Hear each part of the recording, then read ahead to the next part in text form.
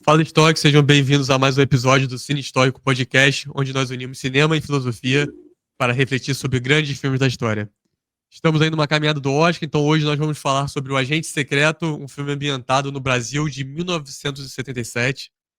E para mim, mais do que um filme político tradicional, O Agente Secreto nos obriga a encarar algo bem desconfortável, né? Não apenas como regimes produzem monstros, mas também sobre a nossa capacidade humana de nos adaptarmos a qualquer tipo de sistema, mesmo aos mais brutais, né? Desde que a gente consiga seguir vivendo dentro dele.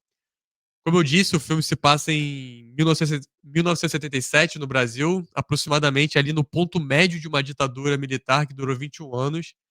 E O Agente Secreto é um drama e um filme de espionagem curiosamente despojado e uma recriação de um tempo e lugar com floreios expressionistas e surrealistas, né? Principalmente com aquele gato. Não sei se o Chico pesquisou alguma coisa, se aquele gato é de verdade, né? Parece que não, mas bem surrealista, né? Bem kafkaniano.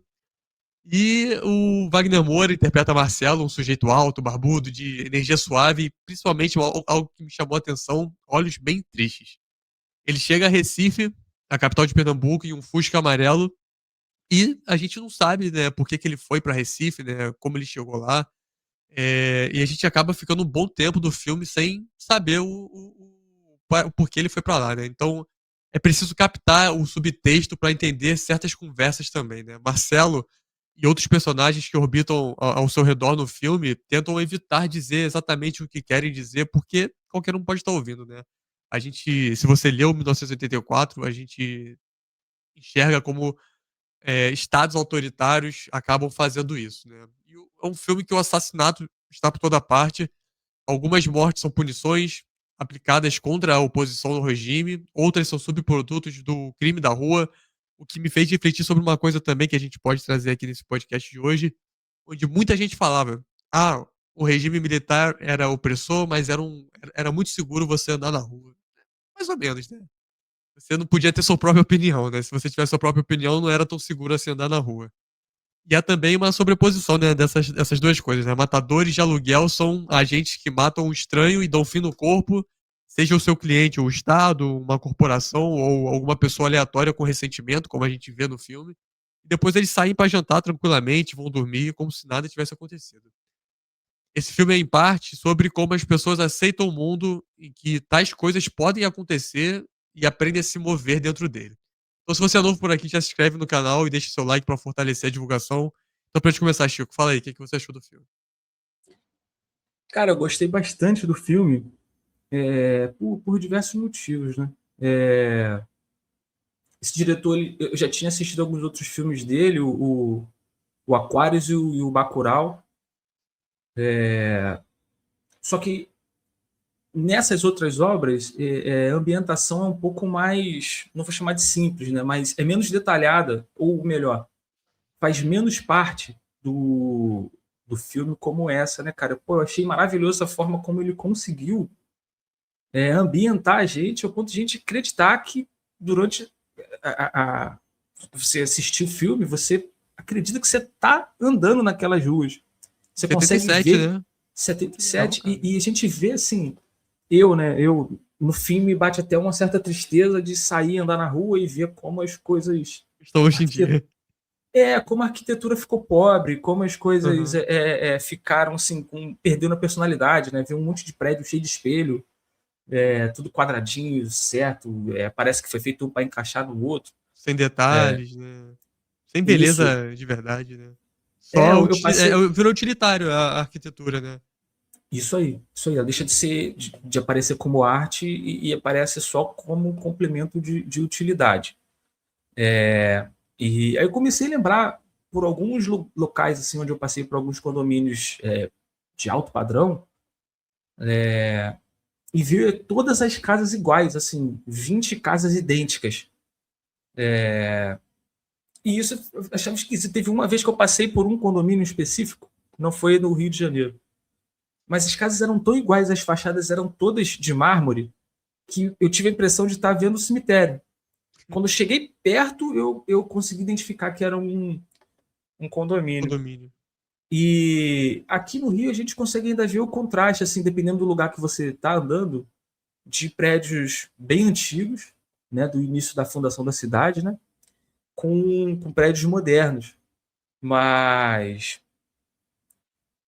ficou muito bem feito, cara. A forma como os carros andam na rua, as pontes ali, provavelmente ele deve ter feito um trabalho de edição ali que adicionou algumas coisas ali de forma digital, né? A maneira como o filme trata com carinho o cinema, né? Ele mostra ali tudo que a cultura pode adicionar e modificar em sociedade, né? Tá passando o filme como que era A profecia. a profecia. E ali as pessoas ficam, é fácil chocar as pessoas com esse tipo de coisa. E aquilo ali começa a modificar a sociedade. Ah, fulano fez tal coisa porque esse filme mexeu com a cabeça dele, porque entrou algum tipo de espírito ali no corpo dele, isso foi possuído e tal. Uma mulher saiu possuída, né, do cinema, né, toda agitada. Então, e isso vai modificando a sociedade, né? Aí tem a questão da perna cabeluda, né? Que a princípio parece que é uma simples lenda urbana, né? Eu até tenho uma pesquisada, tem diversas versões, né? Como a maioria das lendas urbanas, assim, as coisas que vão se espalhando. A princípio parece que um jornalista viu uma perna saindo debaixo da cama dele. Ele foi tentar olhar e não encontrou tronco ou parte do corpo, chegou meio assustado para trabalhar aquele dia. O pessoal ficou comentando sobre aquilo ali, até que chegou o momento que eles tinham que lançar alguma coisa. O tempo foi passando, né? Eles tinham que colocar alguma coisa para fechar o jornal e jogaram essa notícia e aquilo ali foi se espalhando. As pessoas, crianças, começaram a ficar com medo de andar em Recife à noite.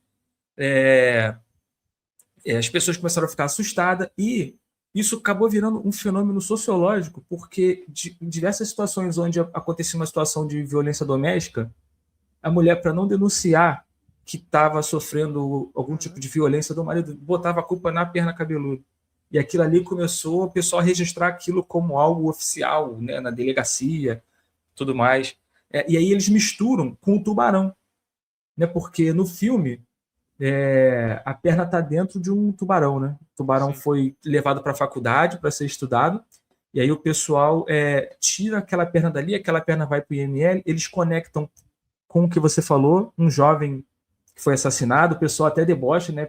Por o garoto ser negro, o pessoal fala, olha só, com esse cabelo, com essa roupa, com não sei o quê, ninguém ia dizer que era um cara de bem, né? Então, parece que aquele delegado, com o grupo dele, matou o menino, Jogou na jogou água, né? na água e o tubarão engoliu. E os tubarões, na praia de Boa Viagem, eles são um perigo real. Volta e meia a gente vê situação de ataque. Lá tem muito tubarão. As pessoas tinham medo do tubarão, tinham medo da perna cabeluda. E no filme ele fez essa montagem ali que Ele uniu as duas histórias, então, né? uniu as duas Interessante. histórias. E isso até talvez um negócio que eu achei que ia prejudicar o filme nas competições, né, nas premiações, porque é algo muito regionalizado, né, que só vai gerar conexão com quem vive aquele lugar. Mas parece que o pessoal gringo saiu do filme pesquisando para tentar entender o que aquilo era e gostou Bacana, bacana. dessa história que foi inserida, né? A cena foi E até feita em stop motion, né? A cena do... Pelo que eu pesquisei. E eu até brinquei sim, com você quando a gente conversou rápido ontem, que a perna é bem reacionária, né? Foi lá na pracinha que rola sacanagem, tinha homossexuais, né, lá na praça, tinha também, não sei se eram prostitutas, ou se era só uma praça que era meio que da liberado pegação, ficar. É a praça da pegação, isso. Só que não era só pegação de beijinho, não. O negócio era hardcore lá, né? E a perna aparece lá e ataca todo mundo. Então era uma perna bem detonando, reacionária, né? Não gostava disso, empatando, não, né? empatando todo mundo. É. E aí, cara, entram outras coisas também, né? Como o filme vai evoluindo, até que a gente começa a entender, chega a Maria Fernanda Cândido, né? Que Pra mim, ela é a melhor do filme. Pra mim, ela então, tá. Ela aparece pouco, mas pra mim, ela é que melhor interpreta ali, cara. Eu tava até. Desculpa te cortar aqui, cara. Mas eu assisti ontem o filme e depois fui assistir Senhor dos Anéis. E aí eu fiquei pensando assim, cara, as interpretações são tão diferentes, sabe? Parece que o inglês ele passa uma emoção tão grande e o brasileiro parece que tá é um dia a dia ali, né? São de maneiras acho que diferentes de interpretar. Eu acho que a Maria Fernanda Cândido é que mais se aproxima dessa emoção, sabe? Parece que ela tá interpretando mesmo, tá passando uma emoção maior que os outros. Os outros parece que só são pessoas normais. Não sei se tu Pô, achou alguma coisa disso. eu gostei também da interpretação da esposa do Marcelo, que ela só aparece também em uma cena, Boa, muito boa, muito quando boa. eles vão lá no restaurante Eu e tá janta lá, rolando não. aquela parada lá que a gente descobre depois, que ele é um pesquisador respeitado, ele tem um monte de PhD. convite para trabalhar fora do país, para desenvolver a pesquisa dele.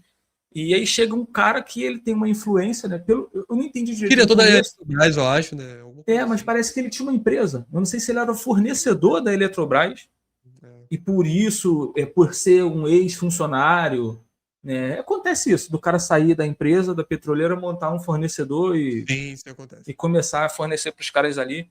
E aí ele chega avacalhando o trabalho do pessoal, dizendo assim, ó, beleza, me dá os projetos aí, que esse negócio que vocês começaram, eu acho que aqui no Nordeste, no Norte, ninguém sabe pensar, ninguém sabe fazer nada, vocês são Muito regional, burro, né? As coisas.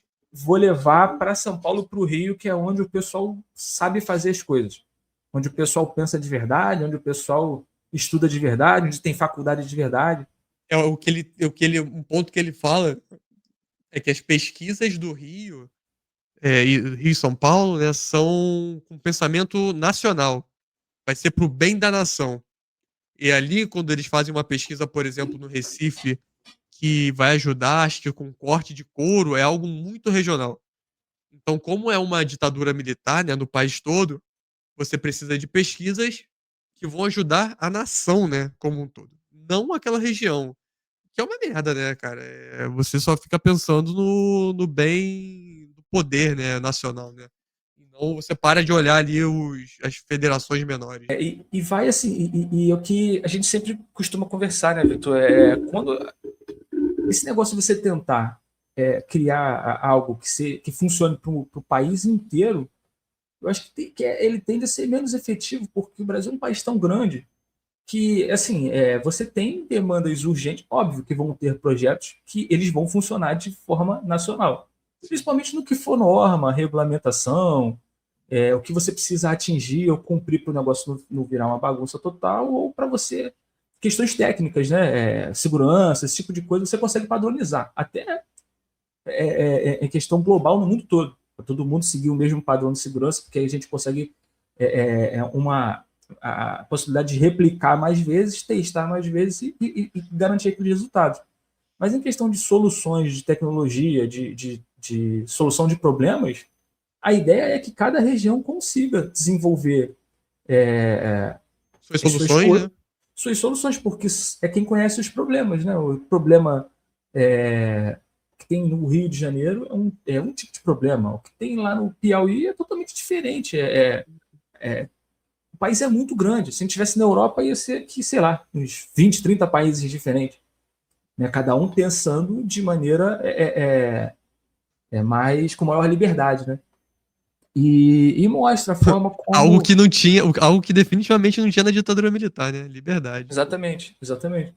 E a gente chega num nível que nessas conversas, né, o Marcelo lá, ele acaba batendo de frente com esse cara, não aceita o cara tratar ele daquela maneira. É até engraçado que quando o Wagner Moura começa a falar com a Fernanda Cândido, ele fala, eu não sou um cara violento. Aí eu lembrei do Capitão Nascimento e fiquei, pô, cara, esse cara pode ser o que ele quiser mesmo. Ele é um excelente ator, ele consegue Ele é muito interpretar. bom.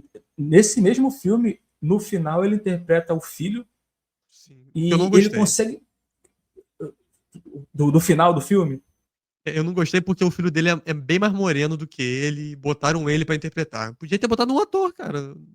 Por que não botaram outro ator, sabe, pra interpretar, sabe? E eu achei. Então, tem isso que eu achei estranho no final do filme. Eu gostei que ele parece incorporar até os trejeitos do menino. Então, ele Sim, sim. imita o garoto muito bem. Mas eu achei também que ficou uma disparidade entre as duas atuações, a dele e da menina que tá indo falar com ele. Parece que a menina fica mais insegura de estar contracenando com ele. Mas isso aí também é outra sacada que eu gostei no filme, cara, porque a gente começa com ele. E lá na frente a gente percebe que aquilo tudo já se passou. O filme ele não está passando, ele está relatando histórias da década de 70, mas ele não está se passando naquele momento. É uma menina que está num projeto numa universidade, ouvindo as fitas, né, das entrevistas que ele deu para Fernanda Cândido, e juntando, olhando os jornais, buscando os jornais da época, a gente vê que tem uma menina que está muito dedicada em fazer, a outra está fazendo assim meia toca de caixa, não quer nada com a vida, está fazendo lá só para cumprir as horas dela.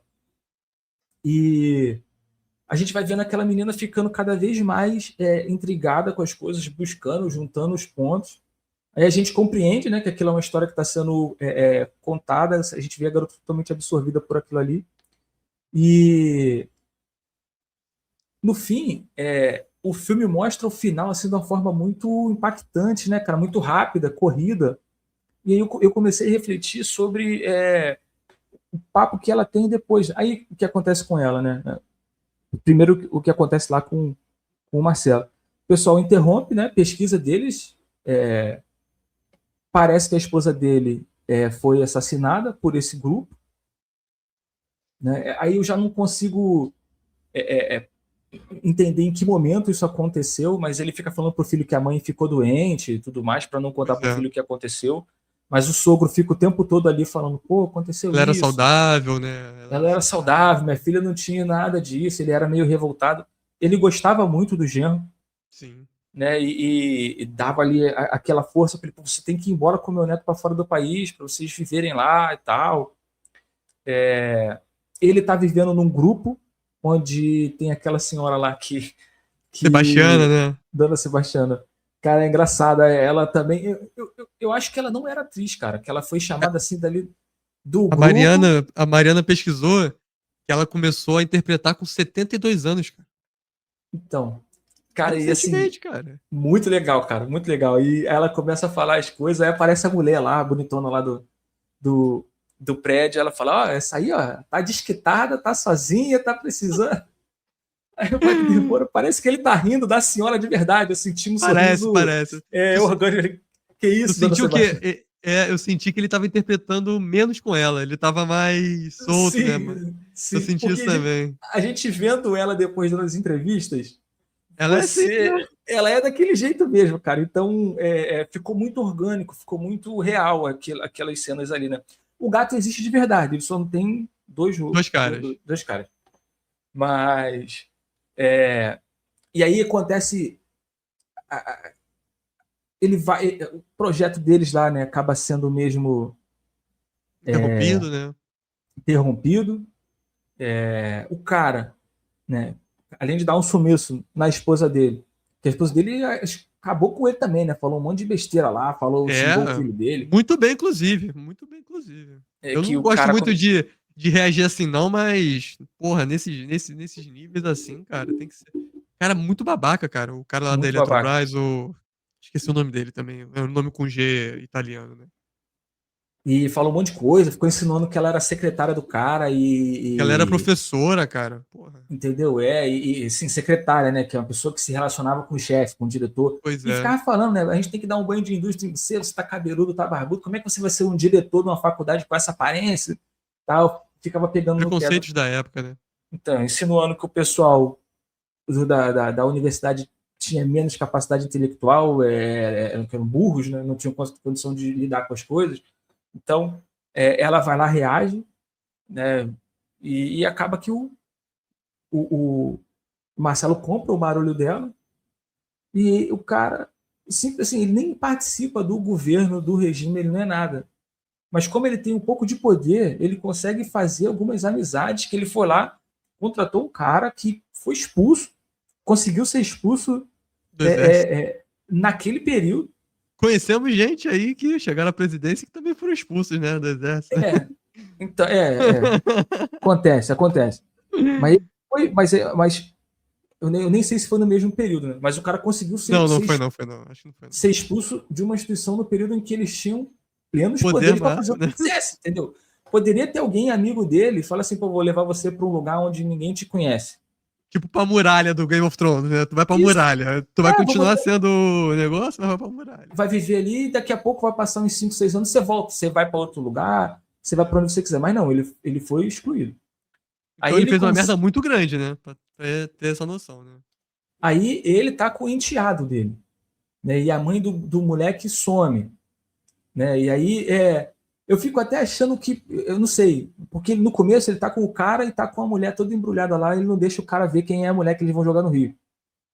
Eu nem sei se aquela mulher é a mãe do Não dá pra enteado. deixar claro, não. Não deixa claro, mas no final eu fiquei depois tentando ligar os pontos, né? Por que ele escondeu aquele corpo do garoto?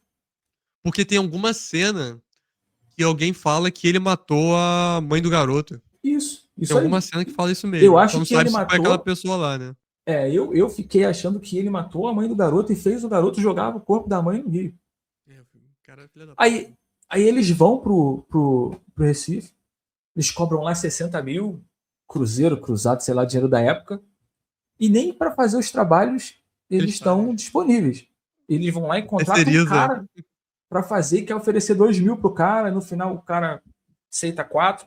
É outra interpretação muito boa também, cara. Muito boa, é isso que eu ia falar. Esse cara também é bom, cara. Esse cara mandou benzaço, pô, as cenas dele assim, chega a te dar dá medo aquele mesmo, susto, cara. medo dele. E é um cara bom no que ele faz, né, cara? Bom em ser ruim. É bom em ser ruim, isso aí. Melhor do que os ruins profissionais. Quando ele mata o Bob, a Mariana falou, é por isso que ele é bom, né? Porque, pô, o cara ficou ali escondidinho na barbearia, o cara passou, buf! Né? O Pedro Dom. Aí o Ayrton Senna, né? Ayrton Senna. Também é. E aí, cara, o que acontece?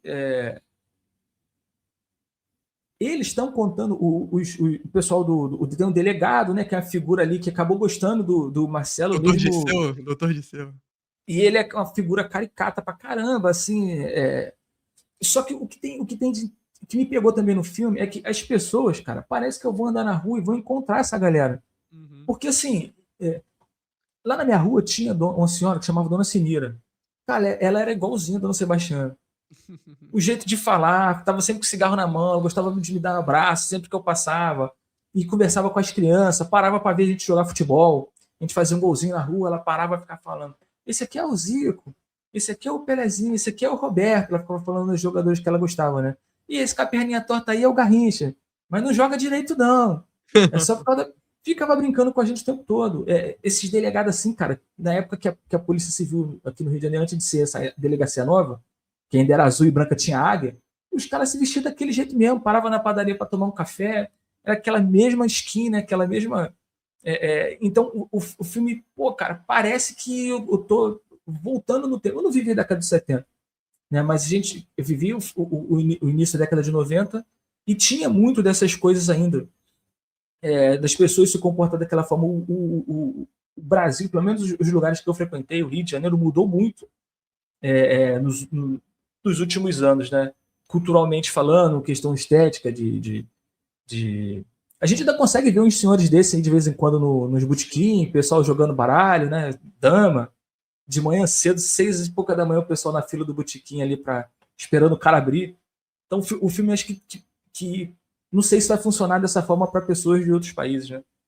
Mas no final, cara, acaba que a menina que está na faculdade pesquisando, a gente sabe da história do filme porque a menina está pesquisando. O que a gente está acompanhando é a pesquisa da menina. E o projeto dela, o pessoal entende que ela está chegando ali em questões sensíveis, né, que pode acarretar algum tipo de problema para a universidade no futuro, e acontece com ela igual acontece com o Marcelo. O projeto dela é interrompido. Você não pode mais pesquisar isso aqui. Né, que é quando a gente...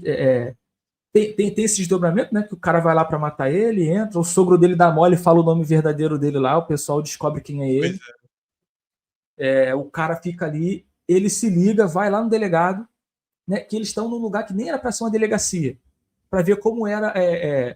Parece que as coisas tinham ordem, mas ali era um negócio de fazer identidade no Detran, mas tinha uma delegacia clandestina lá dentro, né? Que o pessoal fazia limpeza moral, né? Eles estavam se gabando, comemorando ali, até fala com o matador que foi contratado, ó, eu acho que até o fim do carnaval a gente vai passar de 100 mortos.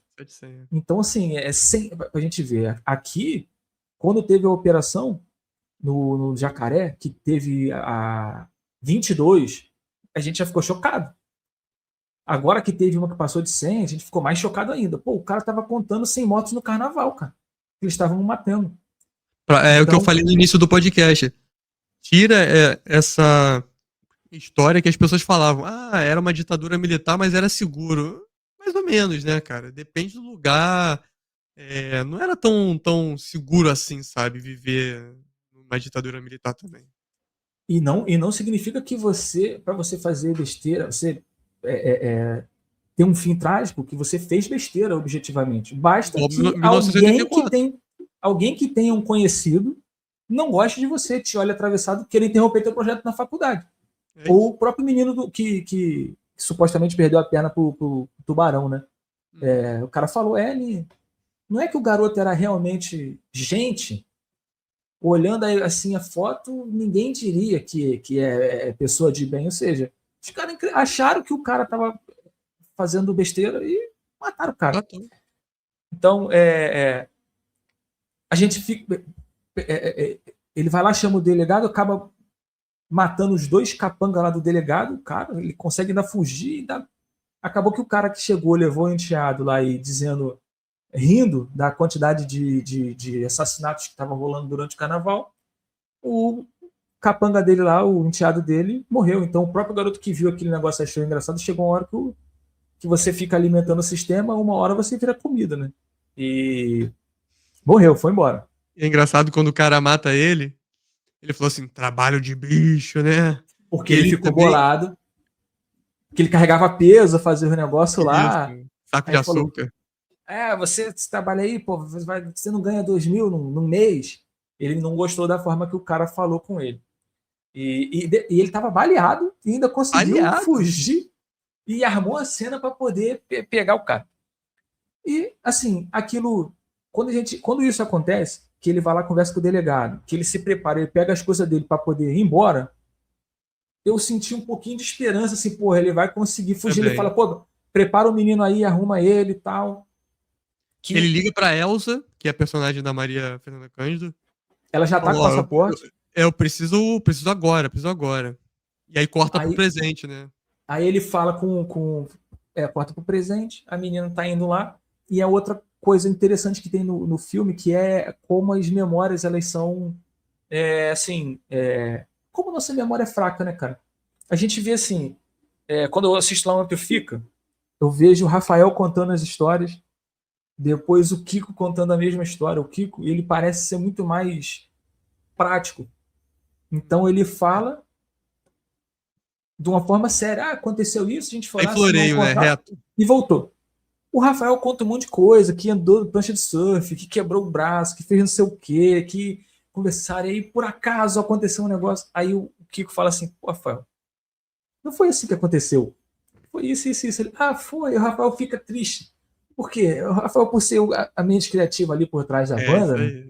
Ele, pô, pra ele é chato a coisa, como a vida funciona na realidade. A história do Kiko, né? Ele quer, pô, é a história da vida dele, pô. Ele quer que o negócio seja legal. E conta, eu não duvido que o Rafael esteja falando a verdade. Né? E que o Kiko também esteja. Uhum. Só que a nossa memória falha. Às vezes ela completa a história com um negócio que não existe. Às vezes ela corta coisas que foram tristes, que foram traumáticas, que você não se lembra. E aí, nesse diálogo final, a garota, no fim, né, quando a pesca dela é interrompida, que aqui a gente está com aquela esperança de que ele vai conseguir fugir.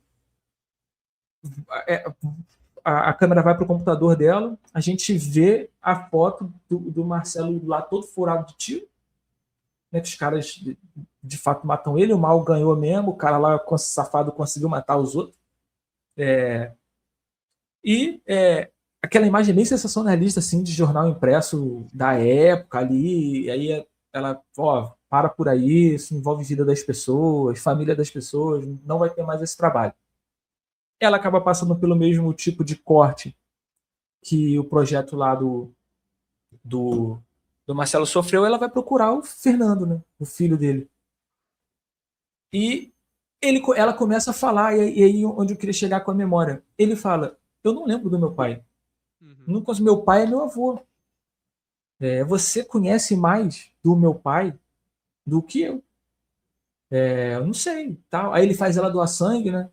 Aí depois ele conta a história lá legal, porque ele é ficcionado pelo Tubarão, porque tem os tubarões em Boa Viagem, tinha história, saía no jornal, que apareceu uma O perna do filme tava tubarão. repassando, né? O filme é de 75 e decidiram repassar por conta da história do tubarão do. Isso, para poder ganhar mais bilheteria com o E que estava acontecendo. Tinha tubarão de verdade na cidade, o menino ficava impressionado ouvindo rádio. ele tinha Tinha pesadelo, né? O tempo todo pesadelo. só de ver a capa do filme. O vô dele trabalhava lá projetando filmes, né? Projecionista. E um dia o vô dele leva ele para ver o filme, o pessoal é até meio contra, né? Porque assim, pô, vai levar o menino para ver esse filme, o garoto vai ficar impressionado, ele dá um jeito de levar o garoto, ele trabalhava no cinema. O garoto diz que depois que viu o filme, nunca mais teve pesadelo, né? Que isso é real também. O nosso medo ele é muito maior quando a gente não conhece o que está se passando, Pois quando é. a gente não sabe o que está rolando, quando a gente tem contato com a realidade, a gente vê que a gente sofre mais dentro da cabeça do que na realidade. Como diria o Sêneca, né? Sêneca Sempre. fala isso. Sofremos muito mais na imaginação do que na realidade. E que a nossa imaginação não tem limite, né? E a realidade ela tem as limitações físicas. E aí ele conta, fala para ela as histórias, o que ela faz? Ela deixa todo o trabalho dela dentro do pendrive com o Fernando, e aí quando ela tá indo embora, ele diz que ele viu o filme naquele lugar que tem isso que eu falei para você, de eu sair na rua e sentir falta de um prédio antigo que estava ali e não tá mais. Recentemente, chegou no Grajaú, o pessoal derrubou, acho que cento e poucas árvores para fazer um prédio. Então, assim, muda a imagem do bairro. Quem passou ali a vida inteira e viu aquilo daquela forma vai lembrar do que aconteceu. Eu lembro do meu pai dizendo que quando a gente morava lá no Coelho da Rocha, em São João de Meriti, pô, aqui era um cinema, isso aqui era outro cinema, isso aqui era outro cinema. Eu vendia bolinho de aipim aqui que minha mãe fazia, vendia bala aqui na porta. Aí não tem mais, virou um mercado, virou uma loja de sapato, e o prédio mudou, não tem mais. Então, no fim, o que ela faz é entregar para ele e fala assim: ele fala para ela, né? Pô, a única coisa que eu me lembro é que eu estava arrumadinho, prontinho, esperando meu pai, e meu pai nunca mais veio. Então, assim, para ele, de fato, para uma criança é melhor apagar da ideia de que ele teve um pai um dia, né? Do que entrar em contato com a ideia de que ele está prontinho para ir embora, que ele vai viajar. Ele estava feliz dizendo que queria passear com o pai dele, né? E ele mandou uma carta para o pai no dia que o pai morre, né? Fala que faz desenho, diz assim: eu já estou conseguindo superar a falta da mamãe. Porra, muito triste isso, cara. Quase chorei nessa hora, cara. Muito triste. Então, naquele dia, o garoto perde o pai também. A forma como ele conseguiu encontrar para sobreviver toda aquela Trauma, né? dor, aquela trauma, ele passa a chamar o avô de pai. E ela entrega aquele trabalho para ele. Ele fala: ó, o cinema onde eu vi o filme foi aqui, nesse prédio, onde é o hospital, continua aqui para mim, continua sempre sendo cinema. Tem coisas ainda ali que preservaram do cinema, a escada, algumas coisas. E, no fim, ele tá com aquele trabalho ali, e é questão da memória, né, cara? Grande parte do trabalho de um historiador, de um repórter, de um jornalista é garantir que a memória ela seja preservada. E ali dentro tá a história de um cara que foi um homem importante, uma pessoa que chegou num alto cargo dentro de uma instituição federal respeitada e que foi simplesmente apagado pelo sistema, apagado das vidas, apagado da memória da família dele. Né? Ele não foi só tirado do cargo que ele estava, ele não foi só demitido, ele não foi pagado, sei lá, da história daquela universidade. Ele sumiu da memória da família. Entendeu? O filho dele já não lembrava mais dele. Vai chegar um momento que o sogro dele vai morrer, porque já é um senhor, a sogra vai morrer, ninguém vai saber quem foi o cara. Os amigos foram perseguidos, sumiram, e foi uma pessoa com uma história interessante, importante. Alguém que poderia, sei lá, ter ido para uma universidade fora do país e desenvolvido um negócio importante que ia ajudar a humanidade toda. Né? Então, quantas. Quanto de atraso a gente teve, assim, não só com isso, com um montão de guerra, quando a gente perde uma pessoa que a gente sabe que ele ia fazer lá na frente, né? Igual a gente viu no Felicidade Não Se Compra. Né? Como o Isso. mundo seria se as pessoas que sumiram durante esses períodos elas continuassem existindo? Né? Quantas coisas boas poderiam ter feito, coisa ruim também, né? Porque a gente não sabe quem Claro. são as pessoas que sumiram. Mas nesse caso específico, foi uma capacidade intelectual que a gente tinha que foi tirada de circulação assim de qualquer maneira. Então, assim, cara, Sim, eu gostei do filme, cara. É um filme que muito, muito. é o tipo de cinema que eu gosto. Sim, sim. Meio que um filme do dia a dia, né? Um slice of life com um pouco de história também. E me faz refletir sobre um outro ponto, cara, que tem uma galera que gosta de falar que. Eu ainda não assisti, eu ainda estou aqui. Tô com essa dívida aí. Mas muita gente fala, o Brasil só faz filme de ditadura. Só que, cara, é uma época da nossa. Eu acho que a gente poderia sim fazer mais filmes sobre outras épocas da história do Brasil, né? A gente tem aí a parte da monarquia, parte da escravidão. Por que não fazer um filme bom aí, talvez, do Machado de Assis, cara? A gente tem ótimos filmes do Churchill, de presidentes americanos. Por que a gente não faz também filmes do Machado de Assis e tal? Só que eu não acho que a gente tem pouco filme da ditadura, cara. Eu acho que foi uma época da nossa história.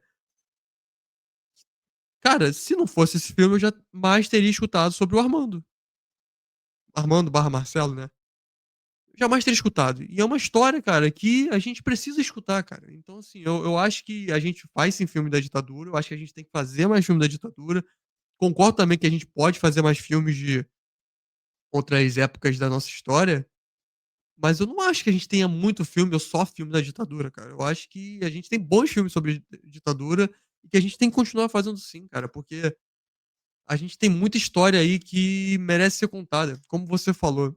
É, se não fosse esse filme, o Armando provavelmente morreria com a morte dos sogros dele.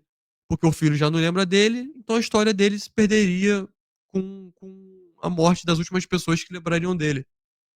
E agora ele tá eternizado, cara. Porque porque o Kleber Mendonça Filho, decidiu fazer um filme sobre ele. E eu acho que existem mais histórias que precisam ser contadas sobre a ditadura, sim, cara. Acho que a gente não tem pouco filme ainda não, cara. Acho que a gente pode explorar melhor isso, pode explorar melhor também outras épocas da nossa história, mas não acho que é um jogo de soma zero, que agora a gente tem que parar de fazer filme da ditadura, principalmente porque acho que a gente já conversou sobre isso aqui no passado. Esses diretores que fazem os filmes hoje em dia cresceram na ditadura, cresceram com esse medo. Então é uma realidade deles que eles querem contar hoje em dia. Por algum motivo, eles sentem a necessidade de compartilhar. E por mais que talvez hoje a gente não tenha tanto medo assim, né, de um retorno de uma ditadura, por mais que a gente tenha passado aí por pessoas admirando a ditadura recentemente, que é um absurdo, eu acho sim que a gente ainda tem espaço sim para contar essas histórias, cara. É um capítulo obscuro da nossa história que a gente tem muita história importante para contar, muita pessoa para ser lembrada, sabe? Mas que a gente explore também outros temas. Não sei o que você acha sobre isso. Principalmente quando a ambientação se dá em outros locais que não sejam o Rio de Janeiro e São Paulo, Esse porque a eixo Rio-São maioria Paulo, né? que a gente só vê filme de ditadura como funcionou aqui. O pessoal não faz, eu não faço ideia de como agia o regime para além de Rio e São Paulo, cara. Eu não sei como que era na Bahia, como era em Pernambuco, no Rio Grande do Sul, Paraná, não faço a menor ideia. Não tem filme, acho que ainda tem coisa pra caramba pra gente contar desse período. Tem, pô. E assim, no geral, são histórias interessantes. Né? Então, tem isso que você falou também, a gente tem outros períodos que a gente poderia fazer, eu acho que o período da escravidão é uma ferida ainda mais aberta e ainda mais complicada, que impacta muito mais a gente do que Sim. o período do regime militar, mas é uma abertura, cara. Vai chegar um momento em que eu acho que se a gente continuar nesse pique de produzindo bons filmes, né? O filme conseguiu 4 indicações para o Oscar, né? E aí aquele que eu falei para você também conseguiu, que é o diretor brasileiro do Train Dreams. Sim, é o de Ele foi, fotografia, né? eu falei para você É que isso. que isso Falou. ia dar, que o cara era brasileiro, que provavelmente ele ia estar dentro porque eu pesquisei esse filme. O cara conseguiu fazer aquilo ali tudo, cara. Acho que foi 98% com iluminação natural, cara. Porra, muito bonito. Então ele Brand New é usou a muito bonito. natureza de verdade. O filme é bonito. É um filme curto, né? Mas foge um pouco o padrão. Diferente do Agente Secreto, né? Tem quase 3 horas. E passa muito rápido, cara. Passa Quando tu muito vê, rápido. o filme já tá no final. Ainda fica faltando. Acho que se tivesse mais 30 minutos de filme, eu ficava vendo legal para poder fechar as coisas. Mas eu acho que ele andou certo. No final ali, mostrar o que aconteceu da forma abrupta ali foi interessante. Mas é isso, cara. Gostei bastante. Gostei mais desse filme do que do Onde Estou Aqui. O Onde Estou Aqui também é legal. É bem triste. Mas esse eu gostei mais porque, eu não sei, eu acho que os personagens ali, ele consegue fazer a quebra e de vez em quando entregar um pouquinho de humor ali. Pô, o Wagner Moura tá muito bem, como sempre, Tá. a maioria dos filmes que ele faz são interessantes. Tem que assistir o Saneamento Básico, cara, é legal, é engraçado. Tá no MUBI, não tá esse? Tá, tá. Eu acho que esse já passa, assim, para um dos meus filmes nacionais favoritos, cara. Então, Provavelmente. depois eu vou reorganizar para ver ali quais eu gosto mais, mas ele já está ali junto com Cidade de Deus, com os Tropas de Elite, com o próprio Ainda Estou Aqui. Tem uns filmes que eu gosto assim mais de baixo orçamento, né? Tipo Menino do Rio, mas qual? A Aventura de Paraíba. Tem uns filmes legais assim de baixo orçamento da década de 80, tem muito filme legal do Brasil, do cinema novo, né? Mas esse é um filme num nível de produção, de roteiro diferente. Gostei bastante, cara. Tem um outro filme dele que eu acho que é Retratos Fantasmas, que o pessoal elogia bastante. Eu não assisti ainda. Do Eu vou Wagner ou do procurar Kleber? do Kleber. Ah, tá. Do Eu te Kleber. mandei uns filmes no WhatsApp aí recentemente, que um professor de história brasileira ele recomendou. A gente pode tentar trazer esse ano, né, cara? Quando acabar essa parte do Oscar, a gente voltar a falar, né, dos filmes que a gente gosta, né? O Valmir sumiu do nosso podcast, então a gente pode ir aí indicando cada um filme e ele aparece aí quando a gente for falar de Vingadores na metade do ano. Ele é igual o Wiki de Fênix, né? Ele aparece um episódio aqui, aí E- faz um montão de coisa, aí depois vai embora. Aí depois ele aparece de novo aí quando a gente precisar. Então é isso, pessoal. Se vocês chegaram até aqui, deixe seu like, compartilha com todo mundo aí que tá ansioso pelo Oscar. Não sei se esse ano a gente leva alguma coisa. Talvez aí a gente possa ter uma esperança de melhor ator, né? Já que o Stellan Skarsgård tá concorrendo para melhor ator coadjuvante. Então pode ser que. Eu não lembro agora quem tá concorrendo a melhor ator. É, dizem que o filme do Marty Supreme, que o Timothée Chalamet tá concorrendo, é um muito bom também. Então a gente tem que assistir. Acho que início de fevereiro a gente consegue assistir. É. Semana que vem a gente vai gravar sobre Uma Batalha Após a Outra, que é o favorito para ganhar o filme, o Oscar de melhor filme. Então, se você chegou até aqui, deixa aqui a recomendação de qual filme você tá mais ansioso aí para assistir nessa época do Oscar. Eu vejo vocês na próxima. Valeu, pessoal. Até mais.